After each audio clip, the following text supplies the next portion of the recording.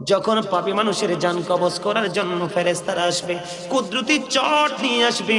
হুজুর কেন গো? এই কুদরতি চটটা নিয়ে আসবে তার কারণ হলো জান্নাতে যারা যাবে রে, জান্নাতীদের জন্য জান্নাতি খাবার।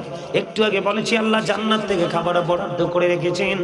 আর যারা পাপী হয়, যারা গুনাহগার, ও বন্ধু, যারা নোংরা মানুষ, যারা নিকৃষ্ট মানুষ, আপনারা জানেন না, ছোট্ট করে একটু জায়গা শুধু শোনাই, আপনারা জানেন কিনা জানি না, ইতিপূর্বে আলোচনাটা শুনেছেন কিনা বন্ধু জানি না, আমি আপনাদেরকে বলে দিতে চাই বন্ধু, যখন পাপী মানুষের জান কবজ করার জন্য ফেরেশতারা আসবে, কুদরতি চট নিয়ে আসবে। হুজুর কেন গো? এই কুদরতি চটটা নিয়ে আসবে তার কারণ হলো একটা পাপী লোকের আত্মা থেকে এত বেশি দুর্গন্ধ বের হয়ে আসে রে, ও বন্ধু, এত বেশি দুর্গন্ধ বের হয়ে আসে, পৃথিবীর যত প্রাণীগুলো আছে মৃত্যুবরণ করার পরে যদি এক জায়গায় স্তূপ করে রাখা হয়, সবগুলো প্রাণী পচে গেলে যে দুর্গন্ধ আসবে, এর চাইতে ভয়ঙ্কর দুর্গন্ধ আসবে একটা পাপী লোকের আত্মা থেকে। এই জন্য ফেরেশতারা কুদরতি চট নিয়ে পৃথিবীতে আসে। ও বন্ধু, এটাকে চট নিয়ে পেঁচিয়ে যখন আসমান পর্যন্ত চলে যায়, আসমানের দরজা খুলবে না, ওখান থেকে আত্মাটাকে নিক্ষেপ করা হবে বন্ধু। কবরে যাইতে দেরি রে, তার কবরে আযাব শুরু হতে দেরি হবে না। জোরে জোরে বলুন না নাউজুবিল্লাহ, আরো জোরে বলেন না নাউজুবিল্লাহ। বন্ধু, তোমরা জানো না, এই জন্য বলছি তোমরা দেহকেও সুস্থ রাখো, রুহটাকেও সুস্থ রাখো, তোমাদের বডিকেও তুমি সুস্থ রাখো, তোমার আত্মাকেও সুস্থ রাখো। কি এমন প্রেম লাগিয়েছেন সন্তানের সাথে? এই মিয়া, আপনি ইন্তিকাল করার পরে মনে রাখবেন আপনার ওরসের সন্তান আপনার কবরের পাটটাও জিয়ারত করবে না। এখন যে কাঠ মোল্লার দল বের হয়েছে, অশিক্ষিত আলেমগুলো বের হইতেছে, এরা শিখিয়ে দিবে বেদাত। এরা কি শিখাবে? বেদাত শিখাবে। আপনি চলে যাওয়ার পরে কবরে যাবে না, কারণ তারা কোরআন হাদিসের তোয়াক্কা করে না, তারা শুধু তোয়াক্কা করে ধনের, কিসের? তারা দৌলতের জন্য মরিয়া। এই জন্য আপনাকে আপনার সন্তানকে ট্রেনিং দিয়ে যেতে হবে, হাজার ঝড় আসলেও যেন আপনার সন্তানের ঈমানকে হরণ করতে না পারে। সম্মানিত উপস্থিতি, আমার দিকে তাকান। দুনিয়াতে কত পাওয়ার দেখি প্রভাব খাটিয়ে আমরা চলাফেরা করি। আল্লাহ বলেছেন বান্দা একটু সচেতন হও। আল্লাহ বলেছেন ইন্না বাতশা রাব্বিকা লাশাদীদ। আল্লাহ বলেছেন the seizing of Allah is difficult. আল্লাহর ধর, আল্লাহর পাকড়াও বড় শক্ত, বড় কঠিন। তার মানে আল্লাহ বান্দাকে ধরবে খুব শক্তভাবে। আল্লাহ বলেছেন ইন্নাল্লাহা সারিউল হিসাব। Allah is quick to take account. Allah হিসাব গ্রহণে অত্যন্ত তৎপর। তার মানে আপনাকে শক্ত করে ধরে, আমাকে শক্ত করে ধরে, আপনার কাছ থেকে আমাদের জীবনের সব কিছুর হিসাব নেবে। সম্মানিত উপস্থিতি, কেমন করে বুঝালে আপনারা বুঝবেন আমি জানি না। আল্লাহ বলেছেন বান্দা এখনো সময় আছে, তোমরা সচেতন হও। তোমাদেরকে আমি অ্যালার্ট করে দিলাম, তোমরা সচেতন হও। তার কারণ হলো, আমার দিকে তাকান, আল্লাহ বলেছেন ওই পরকালটা অত্যন্ত ভয়ঙ্কর হবে। আল্লাহ বলেছেন লা ইয়ামুতু, people will not die that day, সেদিন মানুষ মরতে পারবে না। আল্লাহ বলেছেন ফিহা ওয়ালা ইয়াহইয়া, people will not be able to live that day, সেদিন মানুষ বাঁচতেও পারবে না।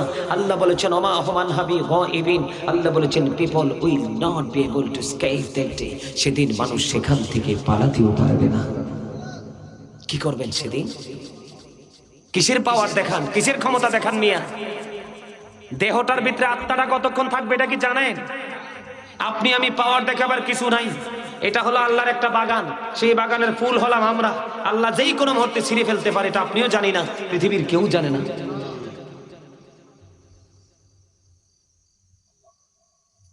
মেয়েটা যখন আসা যাওয়া করতেছে, করতে করতে করতে করতে করতে করতে এখন একদিন মেয়েটা যখন তার গন্তব্যের উদ্দেশ্যে রওনা দিল গাউসে পাকের দরবার থেকে, ছেলেটা গাউসে পাকের জীবনীতে এসেছে, রাস্তার মধ্যখানে বড় করে একটা গর্ত খনন করছে। গর্ত খনন করে উনি কি করলেন, উপরে দিয়ে একটু লাকড়ি খড়ি ছাড়া দিয়ে উনি গর্তের মধ্যে বসে আসলেন। মেয়েটা কাছে আসতে দেরি, মেয়েটাকে আক্রমণ করলেন ছেলেটা। নাউজুবিল্লাহ বলেন। কারণ মেয়েটার উদ্দেশ্য সৎ, ছেলেটার উদ্দেশ্য অসৎ।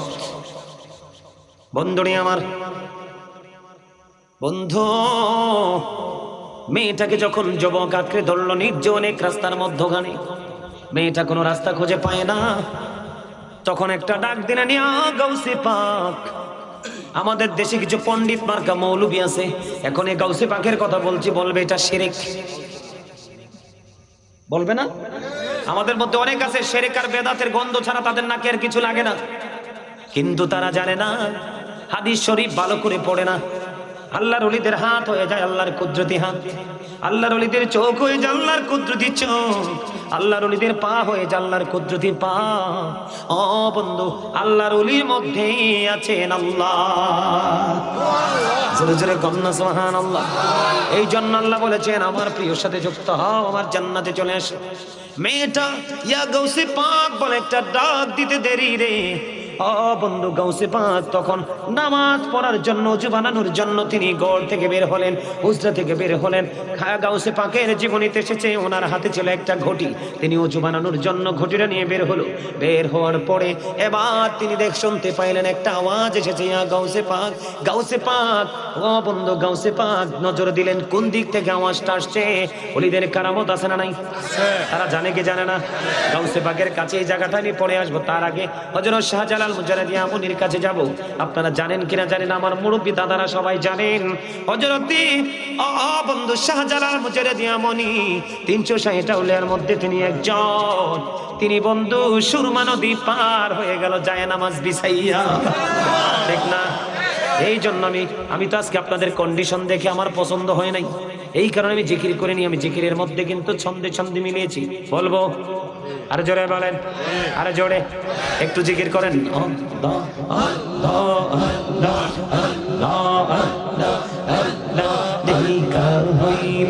আল্লাহরে ওলি শাহজালাল নামজার শুনি দেইকা হইলেন, আল্লাহরে ওলি শাহজালাল নামজার শুনি সুরি মহানদী পারে হয়ে যায়, সুরি মহানদী পারে হয়ে যায় বিছানা যার পাহাড়। আল্লাহ আল্লাহ আল্লাহ লা ইলাহা ইল্লাল্লাহ মুহাম্মাদুর রাসূলুল্লাহ সাল্লাল্লাহু আলাইহি ওয়াসাল্লাম। আমরা জিকিরের সাথে এগুলো বললে বন্ধু অনেক বলদ আছে হাসে। কি আমি দেখছি নিজে দেখি এগুলো আমি বলদ বলি, কারণ এগুলোর বুদ্ধি নাই, বিবেক নাই, পড়াশোনা নাই, অবজারভেশন নাই, ঠিক না বেঠি? তার মানে আমি বুঝাইতে চাইছি আমরাও জিকির করব তাদের মতো, কারণ তারা যেমনি ভাবে আল্লাহর ওলি যায় নামাজ বিছায়া নদী পার হইছে, এখন এই যুগের মানুষ এত বড় আল্লাহর ওলি রে, নৌকায় উঠলে ও নিরাপদে বাড়ি ফিরতে পারে না, ডুববা যায়, ঠিক না বেঠি? এই নাপাক জবান দিয়ে আল্লাহর ওলিদের বিরোধিতা করে। আল্লাহর ওলিদের বিরোধিতা যারা করে আল্লাহ তাদের বিরুদ্ধে যুদ্ধ ঘোষণা করে দেখেছেন, ঠিক না বেঠি? আরো জোরে কথা কি বুঝে আসে না? বন্ধুরি আমার, এবার মেয়েটা ডাক দিলেন ইয়া গাউসে পাক। গাউসে পাক বললেন আমি ওযু বানানোর জন্য বের হলাম, আমার হাতের মধ্যে পানির ঘটিটা আছে, যেই দিক থেকে আওয়াজ আসলো রে আমি ওই দিক থেকে আমার পা থেকে একটা খরম খুললাম। গাউসে পাকের পা থেকে একটা খরম খুললেন, খরমটা খুলে ও বন্ধু যে দিক থেকে আওয়াজটা আসলো ওই দিকে তিনি খরমটা নিক্ষেপ করলো। নিক্ষেপ করতে দেরি ও বন্ধু একটা তীরের মতো বিদ্যুৎ গতিতে চলে গেল ওই গাউসে পাকের খরম। ওই যুবকের মাথার মধ্যে শুধু আঘাত করতে শুরু করলো, যুবকটা মাটির মধ্যে লুটিয়ে পড়লো। মেয়েটা নিরাপদে আবার বাড়ি না গিয়ে গাউসে পাকের দরবারে চলে গেল, পুরো ঘটনা বন্ধ করে বললো। এবার গাউসে পাক ডেকে ডেকে বলছেন যখন তুমি চিৎকার করেছিলে তখন আমি ওযু বানানোর জন্য বের হয়েছিলাম, তুমি আমার পায়ের দিকে নজর দিয়ে দেখো, আমার একটা পায়ে একটা খড়ম আর একটা খড়ম নেই, আমি খড়মটা নিক্ষেপ করেছিলাম। ইয়া গাউসে পাক বলে যখন ডাক দিল আমার মধ্যে একটা ফিলিংস চলে আসলো, কম্পন শুরু হয়ে গেল। গাউসে পাকের আল্লাহর এমন একজন বুজুর্গ আল্লাহর ওলি রে, যার কদম একটা নারীর ইজ্জত বাঁচাতে পারে। জোরে জোরে বলুন সুবহানাল্লাহ, আল্লাহু আকবার, ইয়া রাসূলুল্লাহ, নারে গাউসিয়া, গাউসুল আজম রাসূলুল্লাহ, আউলিয়া কেরাম জিন্দাবাদ জিন্দাবাদ। বন্ধুরে আমার, শুধু এমনটি নয়, গাউসে পাক মায়ের ধরে ছোট্ট মায়ের আঙ্গুর খেতে মনে চাইল। মা যখন আঙ্গুরের বাগানে গেলেন থোকনাটার দিকে হাতটা বাড়িয়ে দিল, এমন সময় মায়ের পেটে তো বিকট বন্ধু যন্ত্রণা শুরু হয়ে গেল। মা আঙ্গুর খাবার স্বাদ বলে গেলেন। ধীরে ধীরে বন্ধু সময় পার হয়ে গেল। গাউসে পাক পৃথিবীর বুকে কদমটা বাড়িয়ে দিলেন। কদমটা যখন বাড়িয়ে দিলেন, যে বাড়ানোর পরে পৃথিবীতে আসার পরে মায়ের কাছে ক্ষমা চায়, মা মা গো দয়া করে আমাকে ক্ষমা করে দাও, আমি তোমার সাথে বড় অন্যায় করেছি। বাবা গো, তুমি তো মাত্র পৃথিবীতে এসেছো, বেশি দিন তো সময় হয়নি। তুমি বাবা আমার সাথে কোনো অন্যায় করনি মা গো। তুমি মনে করে দেখো, আমি যখন তোমার গর্ভে ছিলাম তখন তুমি একদিন আঙ্গুর বাগানে গিয়েছিলে আঙ্গুর ফল ভক্ষণ করার জন্য। ওই সময় আঙ্গুরের থোকা থেকে যখন তোমার হাতটা বাড়িয়ে দিলে, অনেক বেশি পেটের মধ্যে যন্ত্রণা শুরু হয়ে গেল মা। ওই তখন তোমার পেটে যন্ত্রণার কারণ হলো তুমি যখন ওই আঙ্গুরের থোকনার দিকে হাতটা বাড়িয়েছিলে, তখন আমি দেখতে পাইলাম আঙ্গুরের থোকার মধ্যে বিষাক্ত একটা সাপ বসে আছে। তুমি যদি হাত ওই পর্যন্ত পৌঁছাতে, বিষাক্ত সাপ তোমাকে দংশন করতো, তুমি মারা যাইতা। এই জন্য তোমার পেটে এত জোরে লাথি মেরেছিলাম। তুমি ব্যথার কারণে আঙ্গুর খাওয়ার স্বাদ বলে, আঙ্গুর খাওয়ার স্বাদ তুমি বলে গেছো মা গো। ওটা আমার পক্ষ থেকে বড় ধরনের অন্যায় ছিল, ক্ষমা করে দাও। জোরে জোরে সুবহানাল্লাহ। তুমি এমন একজন আল্লাহর ওলি ছিলেন বন্ধু, কোন সময় শাবানের চাঁদ যায় 29, আবার কোন মাসে বন্ধু রমজান মাস যায় 29, আবার কোন মানুষে যায় 30। গাউসে পাক যেই দিন পৃথিবীর বুকে বন্ধু কদমটা বাড়িয়ে দিলেন, সেই দিন ছিল শাবানের চাঁদের 29 তারিখ রাত। ফজরের নামাজের কিছুক্ষণ আগে সুবহে সাদেকের পূর্বক্ষণ, যেটাকে বলা হয় সুবহে কাযিব, ওই সময় তিনি পৃথিবীর বুকে কদমটা বাড়িয়ে দিলেন। ওনার বাবা ছিলেন একজন আল্লাহর ওলি, মাও ছিলেন আল্লাহর ওলি। বন্ধু গাউসে পাক যখন পৃথিবীর বুকে কদম বাড়িয়ে দেয়, তখন পুরো আকাশ ছিল বন্ধু মেঘাচ্ছন্ন, গুড়ি গুড়ি বৃষ্টি পড়ছে। আবু সালেহ মুসা জঙ্গে দেখতে পাইলেন উম্মুল খায়ের ফাতেমার প্রসব যন্ত্রণা, তিনি কোনো দিকে যেতেও পারছে না। ওনার যন্ত্রণা, প্রসব যন্ত্রণায় তিনি ছটফট করছেন। এরই মধ্যে গাউসে পাক পৃথিবীর বুকে কদমটা বাড়িয়ে দিলেন। বন্ধু কদমটা বাড়িয়ে দেওয়ার পরে অনেক সময় দেখবেন 29 তারিখ রাত্রে কিন্তু আমরা সেহরি খাই। খাই কি খাই না? আমি বানিয়ে বলছি না বন্ধু, একাধিকবার গাউসে পাকের জীবনী নজর দিয়েছি, খাজা গরিবে নওয়াজের জীবনী নজর দিয়েছি। ইম্পর্টেন্ট জায়গা, কারণ পাশের দেশ হিন্দুস্তানে শুয়ে আছে খাজা গরিবের নওয়াজ, ঠিক না বেঠে বন্ধুরে আমার? এবার কি করলেন মানুষগুলো? বন্ধু সারাদিন রাজ্যে মেঘাচ্ছন্ন ছিল, আকাশে চাঁদ দেখতে পাইনি, রমজানের চাঁদ উঠেছে কিনা। বন্ধুরে আমার সকাল যখন হলো, মানুষ কি সকালে খাবার খাবে কি খাবে না কনফিউশনে আছে। এবার চলে আসলেন উম্মুল খায়ের মা ফাতেমার বাড়ির দিকে, কারণ গাউসে পাকের বাবা ছিলেন একজন বড় আল্লাহর ওলি। আসার পরে দেখলেন উনি ঘরের মধ্যে নেই। এবার কেমন করে মানুষ বলবে আজকে কি সকালে খাবার খাবেন, আজকে রোজা শুরু হয়ে গেছে বন্ধু। এবার ভিতর থেকে ওই গাউসে পাকের উম্মুল খায়ের মা ফাতেমা তিনি ডেকে বলছেন ওনার স্বামী ঘরে নেই, এখন মানুষগুলো কে করবে? এবার তিনি বলে দিলেন, আমার যে নবজাত শিশু পৃথিবীর বুকে কদমটা বাড়িয়ে দিল, আমার এই শিশু সন্তান ফজরের আজানের আগে আমার স্তন চেপে ধরে দুধ পান করেছে। ফজরের আজান শেষ হওয়ার পরে আর তিনি দুধ পান করেনি। কেন গো তিনি দুধ পান করেনি? ওনাকে আমি এই দিক দিয়ে স্তন খেতে দিলাম, তিনি পান করতে চায় না। ওই দিক দিয়ে স্তনে দিতে চাইলাম, তিনি দুধ পান করে না। অন্য কিছু খেতে দিতে চাইলাম, তিনি কোনো কিছু ভক্ষণ করে না। ওনার সামনে খাবার দিলে একদিক দিয়ে খাবার দিলে মুখটা অন্যদিকে ঘুরিয়ে দেয়। এমনি করে বন্ধু এই পর্যন্ত চলে গেল, কোনোভাবেই তিনি খাবার ভক্ষণ করলেন না। আমার মনে হয় আমার এই ছোট্ট শিশু সন্তান রোজা রেখেছে। জোরে জোরে বলুন না সুবহানাল্লাহ। বন্ধু এমন একজন আল্লাহর ওলি গাউসে পাক বড় পীর আব্দুল কাদের জিলানী, তরিকতের মধ্যে 4 তরিকার মধ্যে ওই বন্ধু সর্বপ্রথম হলো কাদরিয়া তরিকা, ঠিক কিনা বলেন? এরপরে হলো 60 তরিকা। বন্ধুরে আমার এবার কি করলেন, 3টা পড়িয়ে গেল। আবার যখন মাগরিবের আজান হলো, বন্ধু ছোট্ট ছেলে গাউসে পাক আবার মায়ের স্তন চেপে ধরে দুধ পান করা শুরু করলো। আমি আপনাদেরকে বলে দিতে যাই, আপনারা যে জন্মগ্রহণ করেছেন, আপনাদের এলাকায় এরকম কোন ধরনের কোন তথ্য পাইছেন কিনা?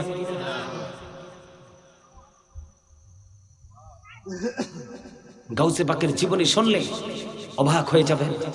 আল্লাহর ওলিদের কারামত। জোরে জোরে কন্যা সুবহানাল্লাহ, আর জোরে সুবহানাল্লাহ। আপনি মনে মনে বলেন যে হুজুর জান্নাতে কি করব? আল্লাহ রাব্বুল আলামিন বলে, যদি তুমি আমার প্রিয় হয়ে কবরে আসতে পারো, আল্লাহ বলেছেন ইনদা রাব্বিহিম ইউরযাকুন, তোমাদের জন্য জান্নাতি খাবার রেডি করা আছে। দে রিসিভ ফুড ফ্রম আল্লাহ, তোমরা সেই খাবারগুলো রিসিভ করে ভক্ষণ করবে। জোরে জোরে সুবহানাল্লাহ, আর জোরে জোরে বলুন সুবহানাল্লাহ, আরেকটু জোরে বলুন না সুবহানাল্লাহ। সম্মানিত উপস্থিতি, আপনাদের এখানকার মানুষ মনে হয় মরবে না। আমার কাছে মনে হয় তাদের ঘরের দরজাটা অনেক শক্ত, আজরাইল প্রবেশ করতে পারবে না। পারবে? না না না, 10-15 লাখ টাকা দিলে আজরাইল কিছু নিয়ে চলে যাবে। আরে না, কে বলছে আজরাইল ঢুকতে পারবে? আজরাইলের তো ক্ষমতা আছে আমি আপনাদের ভাঙ্গানগরের মানুষ। আমার কাছে মনে হয়, আমার কাছে মনে হয়, আবার অনেকে মনে হয় যে জান্নাতের টিকিটটা অটোমেটিক্যালি হাতেই পেয়ে গেছে, স্পেশাল গেট দিয়ে তাদেরকে ঢোকানো হবে। আমার কাছে এমনটাই মনে হয়। মনে রাখবেন, আজরাইল just time, no argument, no complain. আজরাইল আসতে দেরি, আপনাকে একটা সেকেন্ড সময় দিবে না। যখন তোমার কেউ ছিল না তখন ছিলাম আমি, এখন তোমার সব হয়েছে, পর হয়েছি আমি। যখন তোমার কেউ রবে না, রব শুধু আমি। আমার কাছে আসতে হবে, মনে রেখো তুমি। তোরা চাসনি কিছু, তোরা চাসনি কিছু কারো কাছে খোদার মদদ ছাড়া। অন্যের ওপর ভরসা ছেড়ে নিজের পায়ে দাঁড়া। কথার মানে অনেক বেশি, গানি মানুষ ছাড়া বুঝবে না এই দুইটা লাইনের মানে। এই মেয়ে আমার দিকে তাকান, কোরআন শরীফের সূরা আল ইমরানের 185 নম্বর আয়াত, শেষ অংশে আল্লাহ বলেছেন আমাল হায়াতুদ দুনিয়া ইল্লা মাতাউল গুরুর। এই দুনিয়ার জীবনটা একটা ধোঁকা ছাড়া কিছুই নয়। জোরে জোরে কন্না নাউজুবিল্লাহ। এবার বলেন আল্লাহু আকবার। কে বলেছে? এই দাদাভাই যারা আছেন, আমার দাদাভাই যারা আছেন, মুরব্বী যাদের চুলদারি গুলো পেকে গেছে, ওনাদেরকে আমি মিন করে বলতে চাই, আপনাদের জন্য আল্লাহ হাবিব আমাদেরকে সব খবর দিয়েছেন। কোরআন শরীফের 19 পারা সূরা শুআরা 88 নম্বর আয়াতে আল্লাহ বলেছেন ইয়াউমা লা ইয়ানফাউ মালু ওয়ালা বানুন। আল্লাহ বলেছেন তোমাদের ধন সম্পদ সন্তান সন্ততি যেন কিচ্ছু তোমাদের কাজে না লাগে, তোমাদের কিচ্ছু কাজে লাগবে না। কে বলেছেন? আল্লাহ। আমি মনে করি বর্তমান পিতা মাতাদের জন্য সন্তানগুলো ম্যাক্সিমামই হলো অভিশাপ। আপনারা আমার কথা রাগ করতে পারেন, কিচ্ছু করার নাই। একদম আমি কনফিডেন্সলি বলছি, বর্তমান প্রজন্মের যে ইয়াং তরুণ প্রজন্ম, আমার কাছে মনে হয় বাবা মার জন্য যথেষ্ট বড় একটা অভিশাপ। কয়টা বাবা সন্তানকে সন্ধ্যার পরে ঘরে রাখতে পারেন? কয়টা বাবা সন্তানকে ফজরের সময় মসজিদে ঢুকাতে পারেন? কয়টা বাবা সালাতুল ইসরার সময় ডেকে দিতে পারেন? ডাক দেওয়ার দুঃসাহস তো আপনার নাই, কারণ আপনাকে আবার উল্টে ধরবে। কারণ ওই যে ইসলামের শিক্ষা নাই তো। কারণ Islam is not only religion but also complete code of life. পরিপূর্ণ পূর্ণাঙ্গ জীবন ব্যবস্থা ইসলামের মধ্যে নিমজ্জিত। তার কারণ ইন্নাদ দীনা ইনদাল্লাহিল ইসলাম, ইসলাম হলো আল্লাহর মনোনীত একটা ধর্ম। আপনারা কি বিরক্ত হন নাকি আমার কথাগুলো ভালো লাগে? সবার কাছে ভালো লাগে? আলহামদুলিল্লাহ বলেন আরো জোরে। এই কারণে আগেই তো একটু জিকিরের ওয়াজ করে নিলাম, সব ছোট্ট করে, ছোট্ট একটা টপিক। এই যে আলহামদুলিল্লাহ বলছেন, এটাও জিকির। একদিকে মালিকের স্মরণ করছেন, আল্লাহ রাসূলের হাদিস অনুযায়ী, আরেকদিকে আপনি জান্নাতি ফল খাচ্ছেন। আরে আরো জোরে বলেন আমার দিকে তাকান। কিসের পাওয়ার, কিসের অহংকার, কিসের আত্মগরিমা। আমার আগে শাহজাহান বিপ্লবী সাহেব তিনি একটা আয়াত তেলাওয়াত করেছেন, আপনাদের মনে আছে কিনা জানি না। তিনি বলেছেন ইয়া আইয়ুহাল্লাযীনা আমানু লা তুলহিকুম আমওয়ালুকুম ওয়ালা আওলাদুকুম আন যিকরিল্লাহ। আল্লাহ রাব্বুল আলামিন, আমি ঢুকতে ওইখান থেকে শুনেছি, উনি আয়াত ধরে আলোচনা করতেছেন। উনি বলেছিলেন যে তোমাদের ধন সম্পদ সন্তান সন্ততি কিছুই যেন আল্লাহর জিকির থেকে তোমাদেরকে কি করতে না পারে, দূরে রাখতে না পারে। জোরে জোরে কোন আল্লাহু আকবার। আজকে আমি সিদ্ধান্ত নিয়ে এসেছি দুই ধরনের আলোচনা করব। কয় ধরন? আরো জোরে বলেন। এই বর্তমান যুগে মানুষ কি সুস্থ বেশি না অসুস্থ বেশি? তার কারণ কি আজও পর্যন্ত তার কারণ কি আপনারা কেউ আজও পর্যন্ত খুঁজেছেন? যে যুগের মানুষগুলো কেন রে তো অসুস্থ হয়? ঘরে ঘরে, গ্রাম নয় শহর নয়, ও বন্ধু আঁকা বাঁকা মেঠো পথে হেঁটে যায়, চারপাশ শুধু জলাশয় আর উঁচু নিচু মেঠো ভূমি। এই উঁচু নিচু ভূমি, বন্ধু আঁকা বাঁকা মেঠো পথ, ওখানকার মানুষগুলো 100% নিরাপদ থাকার কথা। তার কারণ হলো ওখানে বন্ধু জল ভরা আছে মাছ, গোলা ভরা আছে ধান, মাঠ ভরা আছে বন্ধু বিভিন্ন রকমের সবজি ফল ফসল। এই মানুষগুলো ফরমালিন যুক্ত খাবার খায় না, পিওর খাবার খায়, তারপরেও কেন তাদের বডিটা দুর্বল হয়ে যাচ্ছে? ধীরে ধীরে খুব দ্রুত গতিতে বডিটা একেবারে দুর্বল। বন্ধু তার কারণ হলো আমরা শরীয়ত ইসলামের বিধানের কোনো তোয়াক্কা করছি না, নিজেরা নিজেদের মতো বন্ধু পরিচালনা করছি, চলছি। এই জন্য আমাদের বডির কন্ডিশনও ভালো না। আমি আপনাদেরকে যদি ছোট্ট করে একটু বলে দিতে চাই, আমার দিকে তাকান। আমি কি আপনাদেরকে বলবো, শুনবেন কি একটু? আরো জোরে বলেন, আরো জোরে। বন্ধুরে আমার, আপনার আমার প্রথম কাজ হলো খাবার যখন শুরু করব সুন্দর করে হাত পা আমাদেরকে ধুতে হবে। পরিষ্কার করতে হবে, বিসমিল্লাহ বলে খাবারের প্লেটে হাত দিতে হবে এবং খাবারটা এমন ভাবে খাইতে হবে। আমার দিকে তাকান, এই যে প্লেট, যেই দিক দিয়ে লোকমাটা উঠাতে খুব বেশি সহজ হবে, কাছে হবে, ওই দিক দিয়ে আপনি আপনার লোকমাটা উঠিয়ে খাবেন। বন্ধুরে আমার, ছোট্ট একটা হাদিস শরীফ বলবো। আপনার আমার প্রাণের নবীর সামনে একজন ব্যক্তি খাবার খাচ্ছে, কিন্তু তিনি বিসমিল্লাহ বলতেন না, বিসমিল্লাহ বললেন না। খাবার খাইতে খাইতে খাইতে খাইতে বন্ধু একেবারে প্লেটের শেষ পর্যায়ে চলে গেলেন। এক লোকমা শুধু বাকি আছে। কয় লোকমা? মাত্র একটি লোকমা বাকি আছে। একটি লোকমা খাবার খাওয়ার আগে ওই ব্যক্তি পড়ে নিলেন বিসমিল্লাহি আওয়ালাহু ওয়া আখিরাহু। জোরে জোরে বলুন আল্লাহু আকবার, আরো জোরে বলুন না সুবহানাল্লাহ। তিনি যখন এই দোয়া পড়ে যখন একটা লোকমা মুখের দিকে উঠিয়ে নিলেন, ও বন্ধু আমার নবী সঙ্গে সঙ্গে মিষ্টি হাসি দিয়ে দিলেন। জোরে জোরে বলুন না সুবহানাল্লাহ। আমার হাদিস শরীফের মূল যে ভাষাটা, আমি মর্মটা বোঝাচ্ছি আপনাদেরকে। নবীজি দেখতেছেন একটা লোক খাবার খাচ্ছে, কি খাচ্ছে, এবং আর একটা মজার খবর হলো, কোনোভাবে বন্ধু দাঁড়িয়ে খাওয়া যাবে না, কোনোভাবে বন্ধু বাম হাতে খাওয়া যাবে না, খাইতে হবে ডান হাতে। জোরে জোরে সুবহানাল্লাহ। বন্ধুরে আমার নবীর সামনে একজন খাবার খাচ্ছেন, তিনি দেখতেছেন তিনি বাম দিকে খাবার উঠিয়ে খাচ্ছেন। তিনি খাবার বাম দিকে যখন খাচ্ছেন, রাসূল ইশারা করে বললেন তুমি ডান দিক দিয়ে শুরু করো, ডান হাতে খাবারটা খাও। ওই ব্যক্তি বললেন আমি ডান হাতে খেতে পারি না। মূলত তিনি ডান হাতে খেতে পারে, অহংকার করে তিনি বাম হাতে খাইলেন, নবীর কথাকে মানলেন না। আমার নবী সঙ্গে সঙ্গে বলে দিলেন তুমি যেন আর কোনোদিন যেন ডান হাতে খেতে না পারো। আল্লাহি, আল্লাহর কসম করে বলছি, হাদিস শরীফ প্রমাণ করেছে বন্ধু, ওই ব্যক্তিটা কিয়ামত মৃত্যু পর্যন্ত আর কোনোদিন ডান হাতে কোনো কিছু উঠাতে পারেনি। আওয়াজ তুলে বলুন না নাউজুবিল্লাহ। একদিকে শুরু করতে হবে, কোন দিক দিয়ে? ডান দিক দিয়ে। হাতটা দিতে হবে প্লেটের খুব কাছে দিয়ে, যেই দিক থেকে লোকমা উঠানো একেবারে সহজ, আর হাতটা দিতে হবে বিসমিল্লাহ বলে। আল্লাহর হাবিব বলেছেন তাড়াহুড়া হয়ে গেছে। আমরা বাঙালি এতটাই দুষ্ট, ফার্স্ট টাইমে যদি আমি বলি, তিনি বলবে আই এম ভেরি টায়ার্ড, ঠিক না? খুবই ক্লান্ত, বিসমিল্লাহ মামার বাড়ি বেড়াইতে গেছে, বিসমিল্লাহ বলতে পারবো না। খাইতে খাইতে খাইতে খাইতে এত বেশি খেয়েছি, সবার শেষে বলবে আই এম ভেরি রিল্যাক্স। কি কথা কন না কেন? এই জন্য শুরুতে বিসমিল্লাহ নাই, শেষে আলহামদুলিল্লাহ নাই। ও বন্ধু, ওয়াজ হচ্ছে বুদ্ধিমানদের জন্য, বিবেকবানদের জন্য। ওয়াজ বুদ্ধিহীন এবং বিবেকহীনদের জন্য নয়। ওয়াজ মজা লাগবে বুদ্ধিমান যারা দুনিয়ার সময় দুনিয়ার কাজ করে, আখিরাতের সময় আখিরাতের কাজ করে। যখন এলাকায় মাহফিল হয়, আলেমদের মজলিসে বসে, এর চেয়ে বড় বুদ্ধিমান সৃষ্টি জগতে আর কেউ নাই। জোরে জোরে কন্যা সুবহানাল্লাহ।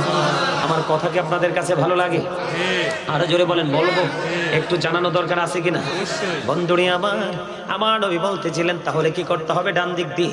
বাম দিকে খেলে কিন্তু আপনি অহংকার করলেন। অহংকারীকে কাল কিয়ামতের দিন ছোট্ট ছোট্ট পিপিলিকা বানানো হবে, চারপাশ অপমান ঘিরে ফেলবে। নবীজি বলেছেন বাউলাস নামক জাহান্নামের দিকে টেনে হেসড়ে নিয়ে যাওয়া হবে। ও বন্ধু, অত্যন্ত নিকৃষ্ট রূপে রূপান্তরিত হবে। যাদের মধ্যে বিন্দু পরিমাণ অহংকার থাকবে তারা যাবে জাহান্নামে, যার মধ্যে বিন্দু পরিমাণ ঈমান থাকবে সে যাবে জান্নাতে। সুবহানাল্লাহ। আমি ছোট্ট করে টপিক আকারে আলোচনা শেষ করে দিই, মনটা দিয়ে শুনবেন। আবারও বলছি বন্ধুরে আমি আমার মা বোনদেরকে বেশি বেশি করে আলোচনা শোনার জন্য বলবো। তার কারণ হলো শয়তান বেশি ধোঁকা দেয় মা বোনদেরকে, কারণ নারীকে শয়তান রশি হিসাবে ব্যবহার করে নারীর মাধ্যমে পুরুষকে অপবিত্র এবং ধ্বংসস্তূপে নিয়ে যায়। বন্ধুরে জোরে জোরে বলেন না নাউজুবিল্লাহ। আমার নবী দেখতে পাইতেছেন লোকটা খাবার খাচ্ছে, তবে শুরুটা করছে বিসমিল্লাহ ছাড়া। খাইতে খাইতে সব শেষ করে ফেললো, সব যখন শেষ করে ফেললো, শেষ করার পরে অবশিষ্ট আছে প্লেটের মধ্যে মাত্র একটি লোকমা। আমরা আঞ্চলিক ভাষায় বলি এক নলা। কি বলি? এক নলা। কয় একটা নলা বাকি আছে ভাই, খাইয়াই তুই একটুখানি ব, ঠিক না? আর স্ট্যান্ডার্ড যারা তারা বলবে ভাই প্লিজ ওয়েটিং ফর ইউ, ঠিক কিনা বলে? আরো জোরে কর না গেল বন্ধুরে আমার, ঠিক না?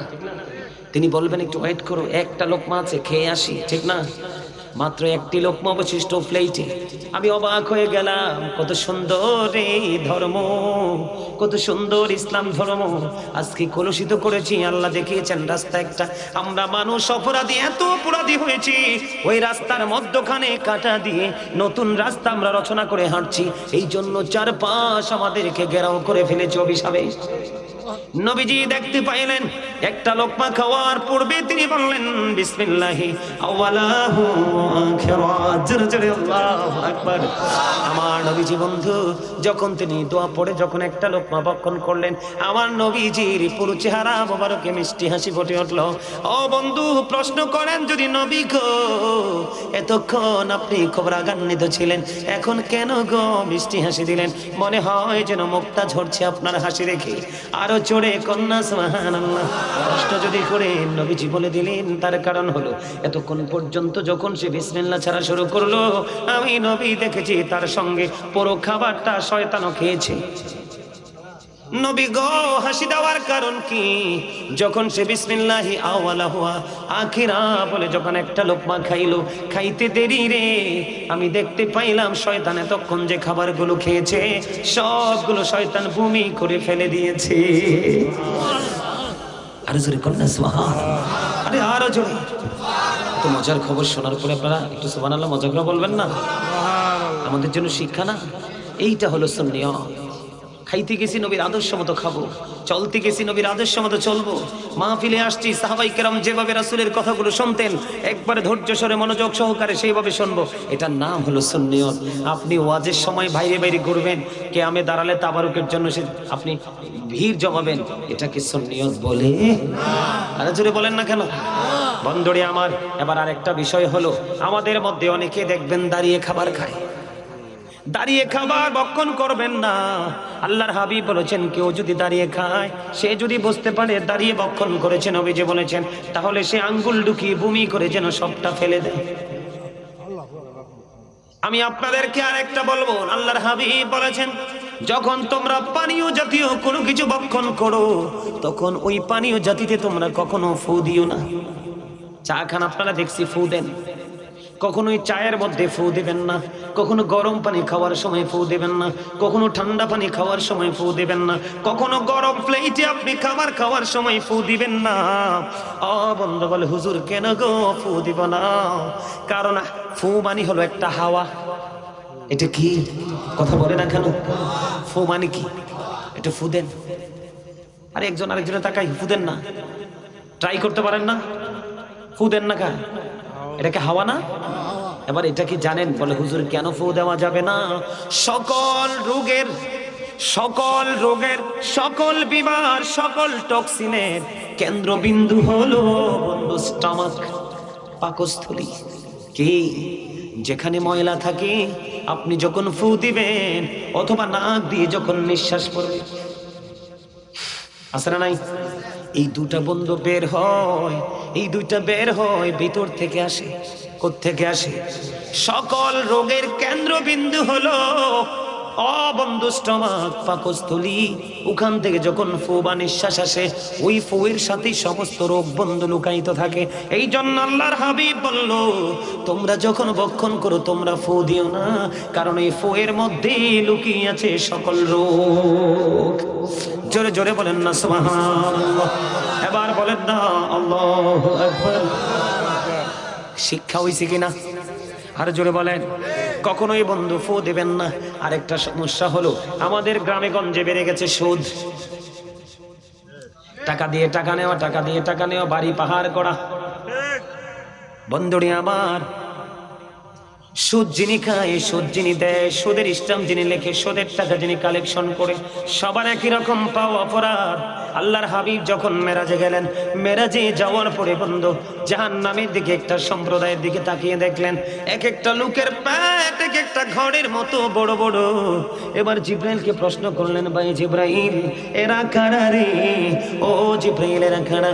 এবার জিব্রাইল ডেকে ডেকে বললেন, ইয়া রাসূলুল্লাহ এরা হলো দুনিয়ার সুদখোর এবং ঘুষখোর।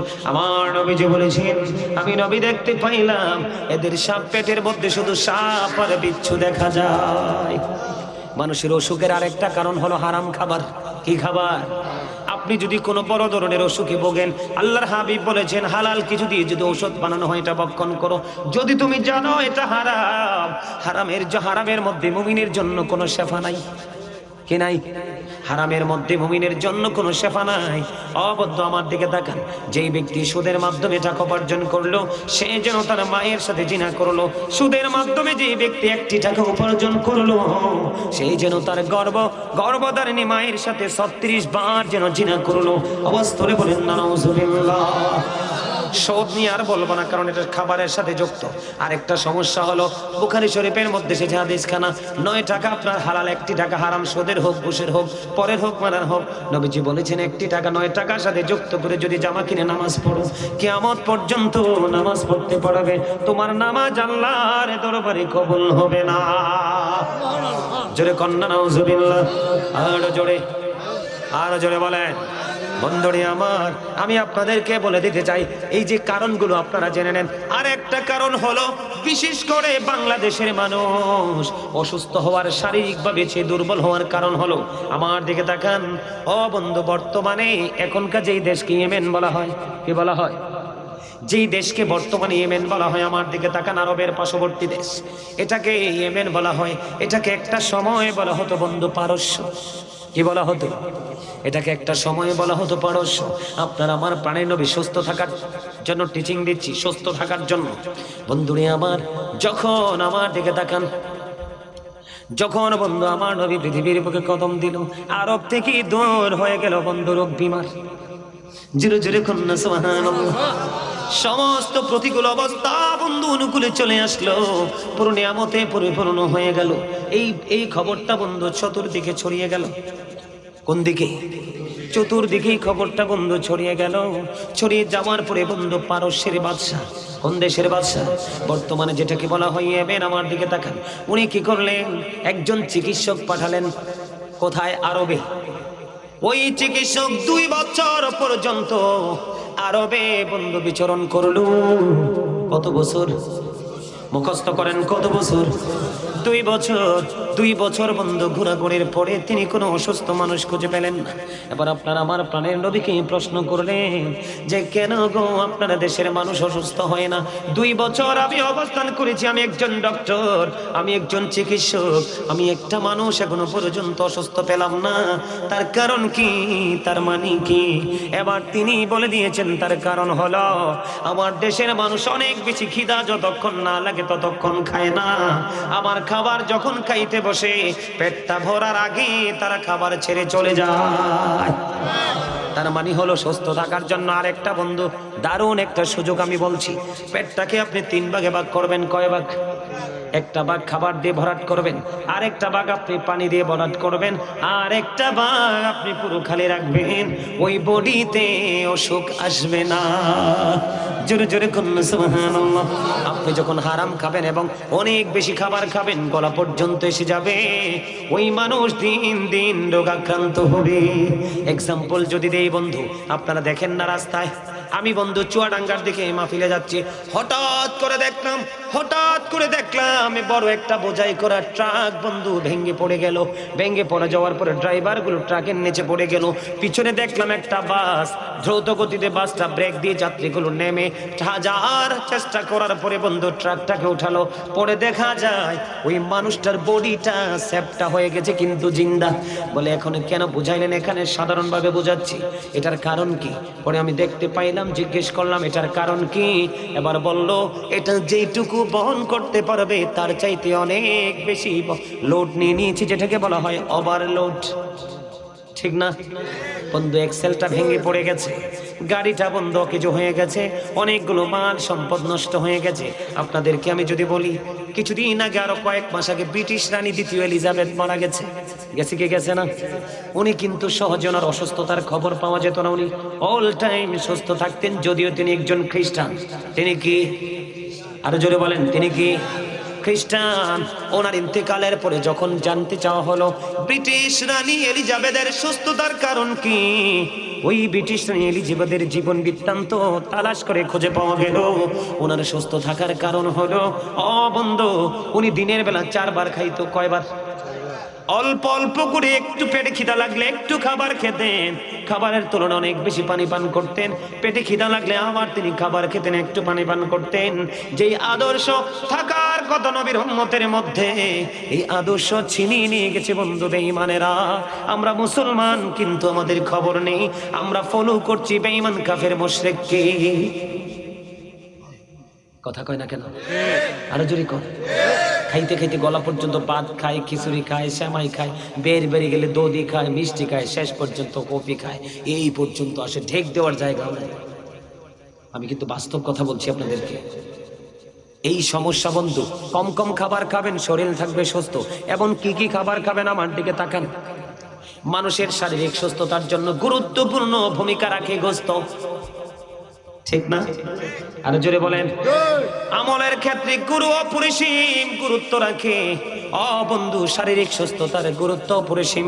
ইবাদতের ক্ষেত্রে যত বেশি শরীর সুস্থ থাকবে তত বেশি কাজ এবং আমল করতে পারবো। শরীর যখন দুর্বল হয়ে যাবে বন্ধু, আমল করতে পারবো না। আল্লাহর হাবিব জানিয়ে দিয়েছেন, আমার দিকে তাকান। আল্লাহর হাবিব জানিয়ে দিয়েছেন, ছাগলের গোশত, উটের গোশত, গরুর গোশত, বিভিন্ন পাখির গোশত অত্যন্ত সুস্বাদু, তোমরা এগুলো খাও, তবে খাও। এর মধ্যে বর্তমানে মানুষের সবচেয়ে বেশি বিমার হলো গরুর গোশতে, ঠিক না? আল্লাহর হাবিব জানতেন একটা সময় উম্মতগুলো দুর্বল হয়ে যাবে, গবাদি পশুগুলো, পোষা প্রাণীগুলো, তাদের বডিটা নষ্ট হয়ে যাবে। আল্লাহর হাবিব বলেছেন, তোমরা গোশত খাও খুবই কম, তোমরা দুধ খাও বেশি বেশি। সুবহানাল্লাহ বলেন না? আরো জোরে। এখন আমরা গোশত খাই বেশি, দুধ খাই কম, ঠিক না? গোশতের মধ্যে লুকায়িত আছে অসুখ, আর দুধের মধ্যে আছে শারীরিক উপাদান। বলে হুজুর কেন গো? আমার নবী বলেছেন দুধের মধ্যে শারীরিক অনেক বেশি উপাদান। তার কারণ হলো এই দুধটা যেটা তৈরি হয়, যেটা উৎপাদন হয় গাভীর বডিতে, এটা তৈরি হয় সবুজ শ্যামল ঘাস থেকে। জোরে জোরে কন্যা সুবহানাল্লাহ। আর একটু জোরে বলুন না সুবহানাল্লাহ। তোমরা বেশি বেশি করে বন্ধু শাকসবজি খাবে, বয়েল করে করে বেশি বেশি করে শাকসবজি খাবে। গোশত তোমরা কম কম খাবে, আর খাবারটা তোমরা একেবারে কম খাবে, তাহলেই তোমাদের শরীরটা সুস্থ থাকবে। এবার আসেন, আমাদের মধ্যে যে রোগ বিমার আছে, কি আছে? রোগ বিমার আছে না নাই? আল্লাহর হাবিব সরকারে মদিনা তিনি বলে দিয়েছেন, দুইটা জিনিস তোমাদেরকে বিমার থেকে মুক্তি দিতে পারে। কয়টা জিনিস? একটা হলো কালো জিরা। বন্ধু, মৃত্যু রোগ ছাড়া সব রোগ ভালো হয়ে যায়।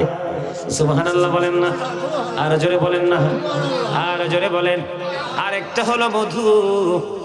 বন্ধু, মধু এটা ফুলের নির্যাস। ওই মধু আপনারা বলবেন, আল্লাহর হাবিব সরকারে মদিনা তিনি বলে দিয়েছেন, মাসি যদি 3 দিন, কয় দিন? এক মাসে যদি কোনো মানুষ 3 দিন যদি সকালবেলা একটু একটু করে যদি মধু পান করতে পারে, আল্লাহর নবী বলেছে তার কোনো বড় ধরনের অসুখ হবে না। এবার আপনি সবকিছুই করলেন, তারপরেও বন্ধু আপনি অসুস্থ হয়ে গেলেন। অসুস্থ হয়ে যাওয়ার পরে আল্লাহর নবী বলেছেন, অসুস্থ হয়ে যাওয়ার পরে তোমাদের জন্য মজার একটা জিনিস আছে, সেইটা হলো ঔষধ। কারণ ঔষধও কিন্তু সুস্থতার একটা উসিলা। জোরে জোরে কোন, ঠিক না ব্যাঠি? আর জোরে বলে, ঔষধ কি? এখন আপনি যদি ওষুধ না খেয়ে যদি আপনি সুস্থ হওয়ার জন্য উসিলা খোঁজেন, তাহলে কিন্তু এটা সঠিক সমাধান হবে না। আরো জোরে বলেন। সব সমাধান কিন্তু কোরআন হাদিসে আসে। এক ব্যক্তি বললেন, ইয়া রাসূলুল্লাহ, আমি কি ওটটা বেঁধে আল্লাহর উপর ভরসা করব, নাকি ওটটা ছেড়ে দিয়ে আল্লাহর উপর ভরসা করব? এবার আমার নবী বলে দিলেন, তুমি ওটটা বেঁধে তুমি আল্লাহর উপর ভরসা করো। জোরে জোরে কন্যা সুবহানাল্লাহ। আর মানে এখানে বাধা মানে কি? আর এখানে অনেক কিছু বোঝায়। আপনি ওট ছেড়ে দিলেন, এটার কাজই হচ্ছে অজানা গন্তব্যের দিকে চলে যাওয়া। আপনি পরে বলবেন, হায় রে, ওটটা তো হারিয়ে গেছে, আল্লাহর উপর ভরসা করলাম, আটকাতে পারলাম না। এই জন্য নবী বলেছেন, তুমি ওটটা বেঁধে আল্লাহর উপর ভরসা করো। তার মানে অসুখ হয়েছে, তোমরা ঔষধ খাওয়ার মাধ্যমে আল্লাহর উপর সুস্থতার ভরসা করো। জোরে জোরে বলুন না সুবহানাল্লাহ। আরো জোরে। আমাদের এই শারীরিক সুস্থতা আর মানসিক সুস্থতা আসবে কোত্থেকে? ওই যে মাস্টার সাহেব বলেছেন একটু আল্লাহর ওলি সম্পর্কে বলতে। কি সম্পর্কে? আপনার আত্মার খোরাক, রুহের খোরাক যদি আপনি মিলাতে চান, অবশ্যই আল্লাহর ওলিদের কাছে যেতে হবে। কার কাছে যেতে হবে? আল্লাহর ওলিদের কাছে যেতে হবে। আলা ইন্না আউলিয়া আল্লাহি লা খাউফুন আলাইহিম ওয়া লা হুম ইয়াহজানুন। আল্লাহ বলেছেন behold verily the friends of Allah have nothing to fear or to regret। আল্লাহ বলেছেন behold জেনে রাখো verily the friends of Allah have nothing to fear or to regret। আল্লাহর ওলিদের কোনো ভয় নেই, তাদের কোনো দুঃখ নেই, তাদের কোনো চিন্তা নেই, or to regret। তারা পরকালেও সেম্পিয়ার। তারা জিকির করতে করতে আল্লাহ রাসূলের সাথে অনেক বেশি প্রেম করতে করতে রুহির খোরাক জোগাড় করতে করতে তারা আল্লাহর ওলি হয়ে গেছেন। আল্লাহু ওয়ালিউল্লাযিনা আমানু। আল্লাহ রাব্বুল আলামিন হলো আল্লাহর ওলিদের বন্ধু। জোরে জোরে কন্না সুবহানাল্লাহ। আরে আরো জোরে বলেন না সুবহানাল্লাহ। সুবহানাল্লাহ বলতে পারেন না? আরো জোরে বলেন সুবহানাল্লাহ বলতে পারেন না আপনারা? হ্যাঁ দেন। নারায়ে তাকবীর, আল্লাহু আকবার। মোল্লা আবুল কাশেম আলী ভাইয়ের আগমন, ভাঙ্গনগরের পক্ষ থেকে বিশেষ মেহমানের আগমন, মোল্লা আবুল কাশেম আলী ভাইয়ের আগমন। নারায়ে তাকবীর, আল্লাহু আকবার। বসেন। আমার আলোচনা শেষ। মাস্টার সাহেব যেহেতু একটু আবদার করেছেন, একটু আলোচনা করব, করে আমি শেষ করে দিব। আমার কথা আপনাদের কি ভাল লাগে না? আমি যে ছোট্ট ছোট্ট করে আপনাদেরকে একটু শারীরিক মানসিক সুস্থতার জন্য, আমি এতক্ষণ শারীরিক সুস্থতার জন্য আপনাদেরকে ছোট্ট ছোট্ট করে একটু উপদেশ দিলাম। এখন মানসিক সুস্থতার দিকে আমি যাচ্ছি। মানসিক সুস্থতা হলো কি? আত্মার সুস্থতা, রুহের সুস্থতা, যেটাকে ইংলিশে বলা হয় সোল, বাংলাতে বলা হয় আত্মা, আরবিতে বলা হয় রূহ। আল্লাহ বলেছেন say the soul is the word of my lord. Allah বলেছেন কওলির রূহু মিন আমরি রব্বি, first tense, present tense, future tense. সম্মানিত উপস্থিতি, আপনার আমার জীবনে আমরা অনেক শুনেছি ডেড বডি, কিন্তু জীবনে ডেড সোল কোনোদিন শুনিনি। কারণ দেহের মরণ আছে, আত্মার কোনো মরণ নেই। এটি শুধু প্লেসটাকে চেঞ্জ করে, স্থান পরিবর্তন করে। জোরে জোরে কথা ঠিক না? রুহুটা ছিল আলমে আর হয়, এখন আছে আপনার আমার বডিতে। আবার যখন মরণ হবে আমাদের আমার দেহ থেকে রুহটা আলাদা হয়ে যাবে। এটা যাবে কোথায়? বরচোখে কবরের থেকে পরের জীবনটা। আমি আপনাদেরকে বলি, এই জন্য আল্লাহ রাব্বুল আলামিন বলেছেন ইন্নামা ইয়াখশাল্লাহা মিন ইবাদিহিল উলামা। আল্লাহ বলেছেন পৃথিবীতে যে আল্লাহর বান্দা আছে এর মধ্যে সবচেয়ে বেশি আল্লাহকে ভয় করে থাকে হক্কানি আলেমরা। এজন্য তোমরা তাদের সাথে কি করো? প্রেম করো। আল উলামাউল ওরাসাতুল আম্বিয়া, নবী রাসূলের বংশধর উত্তরসূরি আওলাদ হলো হক্কানি আলেম এবং হক্কানি আল্লাহর ওলিরা। জোরে জোরে কন্না সুবহানাল্লাহ। আর জোরে আল্লাহ বলেছেন, আমার দিকে তাকান, আল্লাহ বলেছেন ইন্নাল্লাযীনা ইউবাইউনাকা ইন্নামা ইউবাইউনাল্লাহ ইয়াদুল্লাহ ফাওকা আইদিহিম। আল্লাহ রাব্বুল আলামিন বলেছেন যারা আপনার হাতে হাত রাখে তারা যেন আল্লাহর কুদরতি হাতে হাত রাখলো। কারণ আল্লাহ রাব্বুল আলামিনের হাত আল্লাহর ওলিদের হাতের উপর। জোরে জোরে কন্না সুবহানাল্লাহ। তার মানে আপনি যখন হক্কানি আল্লাহর ওলি এবং হক্কানি আলেমদের হাতে হাত রাখলেন, আগে আপনি আল্লাহর কুদরতি হাতে হাত রাখেন। কারণ আল্লাহর তো সবই কুদরতি। জোরে জোরে কন্না সুবহানাল্লাহ। আল্লাহ বলেছেন ইয়া আইয়ুহাল্লাযীনা আমানু, হে ঈমানদারগণ, আতিউল্লাহ, তোমরা আল্লাহর আনুগত্য করো, ওয়া আতিউ রাসূল, তোমরা রাসূলের আনুগত্য করো, ওয়া উলিল আমরি মিনকুম, তোমাদের মধ্যকার উলিল আমরদের আনুগত্য করো। তার মানে তোমরা আল্লাহর আনুগত্য করো, রাসূলের আনুগত্য করো, উলিল আমরদের আনুগত্য করো। এখানে বুঝতে হবে, আমি আমার দিকে তাকান, আপনারা আমরা কেউ কিন্তু আল্লাহকে দেখিনি, কিন্তু চিনেছি রাসূলের মাধ্যমে। এখন আমরা তো রাসূলকেও দেখিনি, রাসূলের আদেশ নির্দেশগুলো হাদিসের মাধ্যমে পেয়েছি। এখন পেতে হলে, জানতে হলে আপনাকে যেতে হবে আলেমদের কাছে। এই জন্য আল্লাহ রাব্বুল আলামিন বলেছেন আল্লাহর কোরআনে আল্লাহর আনুগত্য করো, করতে হলে যেতে হবে রাসূলের কাছে। রাসূলের আনুগত্য করো, রাসূলের আনুগত্যের ট্রেনিং নিতে হলে যেতে হবে হক্কানি আলেমদের কাছে। স্টেপ বাই স্টেপ আপনাকে কি করতে হবে? একটার পর একটা ধাপ অতিক্রম করতে হবে। আমার দিকে তাকান, আল্লাহ বলেছেন ইয়া আইয়ুহাল্লাযীনা আমানুত্তাকুল্লাহা ওয়াবতাগু ইলাইহিল ওসিলা। আল্লাহ বলেছেন ঈমানদারগণ, তোমরা আমাকে ভয় করো, ওয়াবতাগু ইলাইহিল ওসিলা, আমাকে পাওয়ার জন্য ওসিলা খোঁজো। আল্লাহ বলেছেন ওসিলাটা কি? আল্লাহ বলেছেন আকুনু মা'আস সাদিকিন, ট্রুথফুল মেন।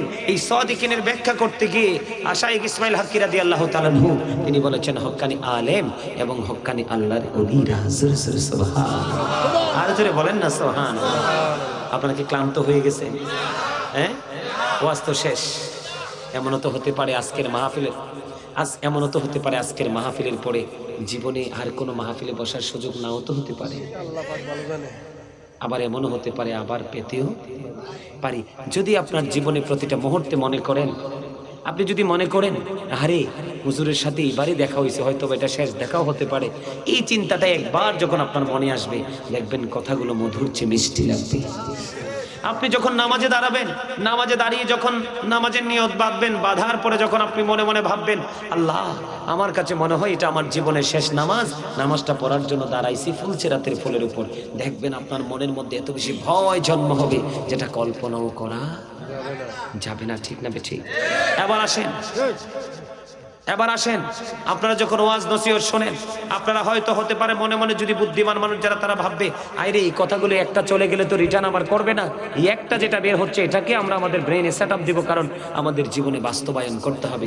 তাহলে দেখবেন অটো আপনার কাছে কথাগুলোর প্রতি শ্রদ্ধা বেড়ে যাবে, তখনই আপনি হবেন পরিপূর্ণ একজন মানুষ। ঠিক না? আল্লাহ কি বলেছেন? তোমরা আমাকে পাওয়ার জন্য উসিলা খোঁজো। কি খোঁজো? আরো জোরে কি খুঁজো? উসিলা খুঁজো। আল্লাহ বলছেন উসিলাটা কি? সত্যবাদী লোক। সত্যবাদী লোক বলছেন আল্লাহ পৃথিবীর বুকে হক্কানি আলেম এবং আল্লাহর ওলিরা। এর মধ্যে অন্যতম হলো বড় পীর আব্দুল কাদের জিলানী রাহমাতুল্লাহি আলাইহি। তিনি হলেন অলিকুলের সম্রাট, কাদরিয়া তরিকার ইমাম। জোরে কন্যা সুবহানাল্লাহ। আরে আরো জোরে বলেন না সুবহানাল্লাহ। ওনার নামের সাথে একটা লাকাব আছে মহিউদ্দিন। কি মানে? ইসলামে তিনি নতুন প্রাণ দিয়েছিলেন। হ্যাঁ আপনি বলতে পারেন ভণ্ড আছে, আরে অনেক আছে, আমার চোখে দেখছি অনেক ভণ্ড আছে, নামাজ পড়ে না, রোজা করে না, বড় পিসার মাস্টার সাহেব। পিছনে পিছনে একদিন গেলাম, যাইয়া দেখি সাথে সাথে ঘরে টিভি চাই হিন্দি সিনেমার সামনে বসে গেছে। আমার নিজের দুই চোখে দেখেছি, অথচ বাহিরি মানুষ জানে পিসাব। পিসাব চিনার উপায় হলো তারা খাবার খাবে খুব কম, কথা বলবে খুব কম, হাসবে খুব অল্প, কান্না কান্না ভাব থাকবে তাদের বেশি, তারা ঘুমাবে খুব কম, বেশি বেশি আল্লাহর গোলামিতে নিয়োজিত থাকবে, তারা লোকালয় বেশি পছন্দ করবে না, তারা আড়ালে থাকতে চাইবে বেশি। জোরে জোরে কন্যা সুবহানাল্লাহ। আর এখনকার তো টিভির সামনে দেখা যায় কত বড় বড় হেডলাইন দিয়ে পিসাবের নাম লেখে, পিসাব যাইয়া দেখেন 2 ওয়াক্ত নামাজই পড়ে নাই আজকে। জোরে কন্যা। আপনারা একটু গবেষণা করবেন। আরেকটা কথা আপনাদেরকে বলি, যে আলেম এবং যেই আল্লাহর ওলির চেহারা দেখলে আল্লাহর কথা মনে পড়ে যায়, তাকে দেখলে মায়া লেগে যায়, তখনই মনে করবেন ওটাই রাইট। এটা কি? এটা কারণ আপনি চর্মচক্ষু দিয়ে তাকাবেন না, আপনি অন্তরের চক্ষু মেলে তাকালেই আপনার কাছে সব সমাধান চলে আসবে। হুজুর এইরকম কিছু বুঝতে পারতেছি না, আমি চিনব কি করে? তখন আরেকটা সহজ উপায় হলো, এই এখানে কি ঢং করছেন? এই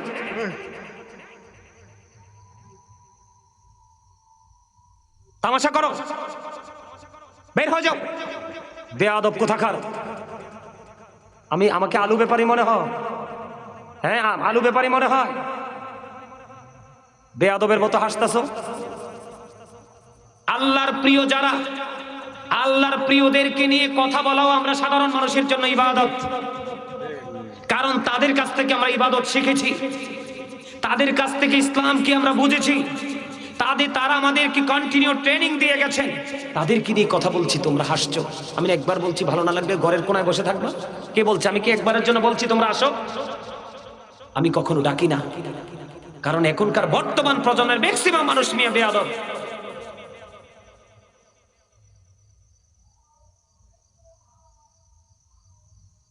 এটা মাহফিল, এটা জান্নাতের বাগান, চারপাশে রহমতের ফেরেশতারা ঘেরাও করে রেখেছে। তোমাদের কাছে এটা ঠুনকু কাগজের ছোট্ট গাছের ঝরা পাতার মতো মনে হয়, কিন্তু আমার কাছে মনে হয় এই মুহূর্তে, এই সময় আমার জীবনের জন্য, আখিরাতের জন্য বিশেষ একটা অধ্যায়। এমনও হতে পারে আজকের এই মাহফিল আমার কিয়ামতের দিন নাজাতের উসিলা হতে পারে। রং ঢং করার জায়গায় গুলা না।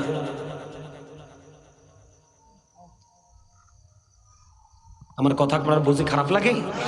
আমি কার কথা বলছি? তিনি কেমন আল্লাহর ওলি ছিলেন জানেন? ওনার কাছে একটা যুবতী মেয়ে আসতো, ওনার সোহবতে তো আসতো, তো আসা যাওয়া করতে করতে একদিন এক যুবক দেখছে মেয়েটাকে, অত্যন্ত রূপসী। মেয়েটাকে দেখে তার পছন্দ হইল, বহু চেষ্টা করতেছে মেয়েটার সাথে কথা বলার জন্য, কিন্তু ছেলেটার তো নজর পড়েছে মেয়ের দিকে, কিন্তু মেয়ের তো খেয়াল ছেলের দিকে না, মেয়ের তো খেয়াল হলো আল্লাহর ওলির উসিলা দিয়ে তার মাধ্যমে আল্লাহ পর্যন্ত পৌঁছানো। জোরে জোরে কন্যা সুবহানাল্লাহ। রাবিয়া বস্তির নাম শুনেন নাই? রাবিয়া বস্তি একজন নারী ছিলেন, উনি গরিব ছিলেন, ওনার ঘরে প্রদীপ নাই, কেমন করে আমল করবে? রাবিয়া বস্তির জীবনেতে এসেছে, ওনার আঙ্গুলের মাথায় এমন ভাবে নূর ঝলকাচ্ছিল, ওনার নূরের এই আঙ্গুলের মাথা দিয়ে নূর চমকাচ্ছিল, আর ওই নূরের আলোতে তিনি ঘরে নামাজ পড়েছিলেন। জোরে জোরে কন্যা সুবহানাল্লাহ। আজকে বাংলাদেশে তো গজব কেন? মুসলমানের উপরে তো আল্লাহর গজব কেন? দেখেন নাই কয়দিন আগে 4.6 মাত্রার ভূমিকম্প আসতে, যে অপেক্ষায় থাকেন 8.9 মাত্রার ভূমিকম্প হবে, পুরো দুনিয়া ফ্ল্যাট করে ফেলবে। এটার মধ্যে বাংলাদেশও আছে। পাশের দেশে শুয়ে আছে খাজা গরিবে নওয়াজ। আমি নিজে কানে শুনছি, অনলাইনে বলে খাজার দরবারে গাঁজা পাওয়া যায়। আমি নিজে গিয়েছি 2018 সনে। একদম কারেক্ট কথা বলছেন, আমার দিকে তাকান। আমি 2018তে গিয়েছিলাম, 2018 সনে আমার দিকে তাকান। 2018 সনে আমি পুরো ভারতবর্ষ সফর করেছিলাম, তাজমহল থেকে ধরে সব জায়গা আমি সফর করেছিলাম, বিভিন্ন দর্শনীয় স্থান সফর করেছি। খাজা গরিবে নওয়াজের রওজায় আমি 5 দিন ছিলাম। কয়দিন? আমি রাত্র 12টার পরে যাইতাম। কয়টা? আমি এবং আমার সঙ্গীদের কিনে রাত্র 12টার পরে যাইতাম। ওই যে আমি যে শুনছি অনলাইনে খাজার দরবারে গাঁজা পাওয়া যায়, ওনার পুরো সীমানা আমি ঘুরি ঘুরি খুঁজে খুঁজে দেখলাম, একটা লোকের ন্যূনতম বেয়াদবিও দেখেন এই গাঁজা থাক দূরের কথা। তার মানে গাঁজার সমস্যা না, সমস্যা হলো তারা আল্লাহর ওলিদের দুশমন। তারা কি? তারা আল্লাহর ওলিদের, কিছু আছে আমার নবীরও দুশমন। নতুন নতুন কত প্রযুক্তি আসে, ইউজ করে মজা পায়, এগুলো নিয়ে কোনো বিরোধিতা করে না। নবীকে মিলাদে দাঁড়াইলে সালাম দিলে, নবীকে সম্মান দিলে কই বেদাত। তার মানে এতে বোঝা যায় বেদাতে সমস্যা না, সমস্যা হলো তারা নবীর দুশমন। শোনেন, খাজা গরিবে নওয়াজ যখন সর্বপ্রথম হিন্দুস্তানের জমিনে কদম দিল, তৎকালীন সময় রাজা ছিল রাজা পৃথ্বীরাজ। শুনছেন নি দাদা? শুনছেন? ওনারা এগুলো ভালো জানবে, আমাদের থেকে ভালো বলতে পারবে। রাজা পৃথ্বীরাজ। তো খাজা গরিবে নওয়াজ হাঁটতে হাঁটতে হাঁটতে হাঁটতে তিনি একটু ক্লান্ত হয়ে গেলেন, তিনি একটু টায়ার্ড ফিল করতেছেন। তখন তিনি দেখতে পাইলেন, তিনি দৃষ্টিগোচর হলো একটা বৃক্ষ দেখা যায়, যার নিচে সুন্দর ছায়া। তখন খাজা গরিবে নওয়াজ ওনার সঙ্গিনী তিনি ওই গাছের নিচে একটু বিশ্রাম করতে চাইলেন। কি করতে চাইলেন? বিশ্রাম করতে চাইলেন। কিন্তু পৃথ্বীরাজের রাখাল তো ওখানে দাঁড়িয়ে আছে। এই কই যাস রে, আমি ওয়াজ শেষ করে দিতেছি। কিন্তু কি করতেছে রাখাল? কিন্তু এখানে দাঁড়িয়েছে, কারণ এই গাছের ছায়ার নিচে ওই রাজা পৃথ্বীরাজের উটগুলো অবস্থান করে। কি করে? বন্ধুরে আমার, বন্ধু আমার দিকে নজর দেন। যাদের বিবেক আছে, বুদ্ধি আছে, তারা বুঝতে পারবে। এই যে আমাদের মাস্টার সাহেব, আপনাদের মাস্টার সাহেব, ওনাকে আমি খুশি করার জন্য বলছি না। ওই মানুষটা এবং আপনারা সাধারণ মানুষ কি এক? কথা কয় না। আপনার মসজিদের ইমাম সাহেব এবং আপনাদের সমাজের সাধারণ মানুষ কি এক? আপনার মধ্যে যদি ডিস্টেন্স থাকে রে বন্ধু, কোয়ালিটির মধ্যে যদি পার্থক্য থাকে, কি থাকে? কোয়ালিটির মধ্যে যদি, পাওয়ারের মধ্যে পার্থক্য থাকে, তাহলে আল্লাহওয়ালা যারা তাদের মধ্যে এবং আল্লাহওয়ালা না যারা তাদের মধ্যেও আছে বিশাল ডিস্টেন্স। আপনি যদি এটা না মানেন, এটা আপনার ব্যক্তিগত সমস্যা, আপনার ব্যক্তিগত জ্ঞানহীন মানুষের পরিচয়। এটাই হলো বাস্তব সত্য। বন্ধু আমার দিকে একটুখানি নজর দেন। এবার খাজা গরিবে নওয়াজ গাছের নিচে একটু বিশ্রাম করতে চায়। ওই পৃথ্বীরাজ রাখাল বলে, না না, এখানে বিশ্রাম করা যাবে না, এখানে বসা যাবে না। কই কেন? কইটা শুধুমাত্র পৃথ্বীরাজের পশুগুলো বিশ্রাম করবে। খাজা গরিবে নওয়াজ বারবার বললেন, আমরা মুসাফির, আমরা পথিক, আমরা বিন্দেশি মানুষ, আমরা এখানে একটুখানি অবস্থান করি, চলে যাব। রৌদ্রের তীব্রতা ছিল অনেক বেশি। রাজি হয় না, রাজি হয় না, বন্ধু অনুমতি পায় না। ওটগুলো বসে আছে, বিশ্রাম করে, খাওয়া দাওয়া শেষ করে বসে আছে, আরাম করছে।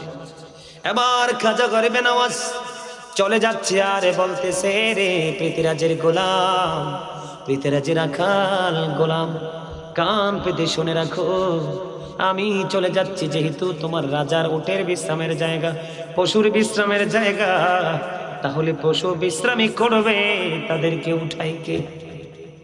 খাজা গরিব নামাজ চলে যাচ্ছে আর বলতেছে বন্ধু চলতে চলতে চলতে চলতে উনি ওনার গন্তব্যে চলে গেলেন।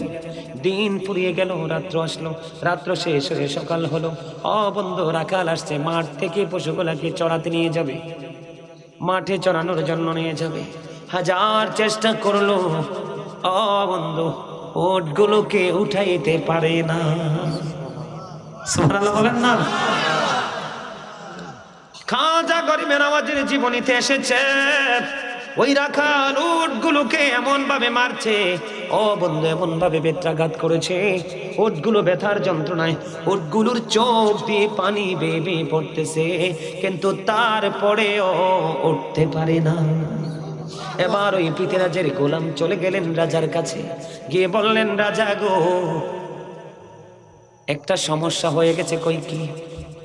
কই সমস্যা হলো আমাদের পশুগুলো শোয়া থেকে উঠতে পারে না। কই কি হয়েছে? কই গতকালকে মেহমান এসেছিল, ওই গাছের ছায়ার নিচে একটু বিশ্রাম করতে চাইছিল, আমি অনুমতি দেইনি।